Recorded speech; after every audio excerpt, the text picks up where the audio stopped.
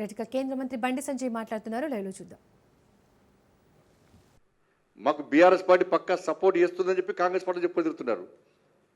ఇటువంటి పరిస్థితుల్లో వీళ్ళ మద్దతు వాళ్ళ మద్దతు లేకుండా కార్పొరేషన్లో భారతీయ జనతా పార్టీ స్వతహాగా ఇలా మేయర్ డిప్యూటీ మేయర్ యొక్క పదవులను ఇలా చేజిక్కించిన విషయం వాస్తవమే. కాబట్టి ఈ సందర్భంగా మాకు అన్ని విధాలా ఆదుకున్నటువంటి మాకు ప్రోత్సహించినటువంటి రాష్ట్ర అధ్యక్షులు రామచంద్ర గారికి, కరీంనగర్ భారతీయ జనతా పార్టీ కార్యకర్తల తరఫున మా అందరి తరఫున వారికి హృదయపూర్వక ధన్యవాదాలు తెలియజేస్తూ, ఇదే స్ఫూర్తితోని నెక్స్ట్ జరిగేటువంటి జిహెచ్ఎంసీ ఎన్నికల్లో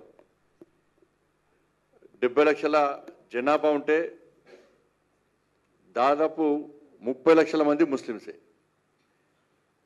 ఇలా ఏ ముఖ్యమంత్రి అయినా కూడా ప్రజల కళ్ళలో ఆనందం చూడాలనుకుంటాడు. కానీ ఈ రాష్ట్ర ముఖ్యమంత్రి ఓవైసీ కళ్ళలో ఆనందం చూడడానికి ఇవాళ వాళ్ళ తాతలాస్తి రాసిచ్చినట్టు ఇలా ఎంఏఎం పార్టీకి రాసిచ్చినటువంటి పరిస్థితిని ఇలా భాగ్యనగర్ ప్రజలు ఎవ్వరు కూడా హర్షిస్తలేరు, చాలా ఆగ్రహంతో ఉన్నారు. ప్రజాభిప్రాయం లేదు, అఖిలపక్ష సమావేశం లేదు, స్థానిక ఎంపీ ఎమ్మెల్యేలకు అభిప్రాయం లేదు. ఏకపక్ష నిర్ణయంతో దారుస్థలం నుంచి వచ్చిన ఆదేశాలను పాటించి ఇవాళ 3 ముక్కలు చేయడం అవుతుందో దీనంతా సిగ్గులేని వ్యవహారం ఇంకోటి ఉండదు. తెలంగాణ రాష్ట్ర వ్యాప్తంగా ఎంఏఎం పార్టీ సపోర్ట్తోని బీఆర్ఎస్ పార్టీ సపోర్ట్తోని ఇవాళ వీళ్ళు ముగ్గురు ఒకటై భారతీయ జనతా పార్టీని అడ్డుకునే ప్రయత్నం చేశారు. వాళ్ళు దానికి కరీంనగరే నిదర్శనం.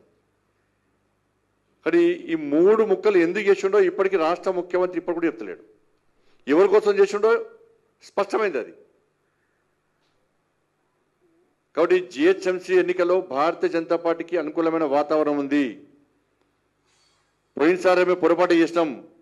ఈసారి ఎట్టి బస్సులో రామచంద్ర వారి నేతృత్వంలో జరిగిన ఎన్నికల్లో తప్పకుండా ఈ భాగ్యనగర్ గడ్డ మీద జిహెచ్ఎంసీ మీద కాశాప్ గంట ఎగిరేస్తామని చెప్పి ఒక లక్ష్యంతో ఒక ఆలోచనతో భాగ్యనగర్ ప్రజలందరూ ఓటు బ్యాంక్గా మారింది. కాబట్టి దానికి భయపడే ఓట్లను చీల్చడానికి, హిందూ సమాజాన్ని చీల్చడానికి ఈరోజు ఇలా రేవంత్ రెడ్డి సర్కార్ ఏ విధంగా కుట్రలు పడిందో ఇలా ప్రజలు గమనించాల్సిన అవసరం ఉంది.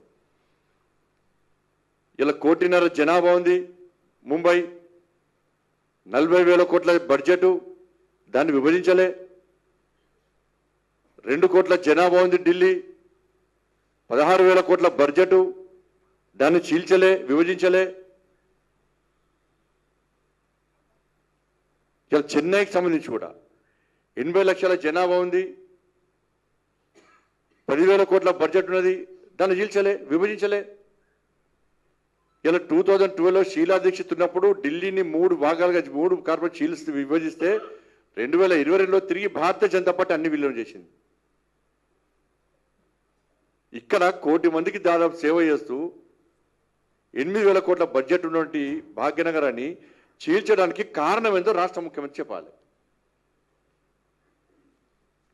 ఇలా ఇప్పుడు చూసిన మొద్దు శ్రీను ఏదైతే భావకళలో ఆనందం చూడడానికి చేసినట్టు ఇప్పుడు అందరు భాగ్యనగర్ ప్రజలు అందరూ కూడా రేవంత్ రెడ్డి ముఖంలో మొద్దు శ్రీను చూసుకుంటున్నారు.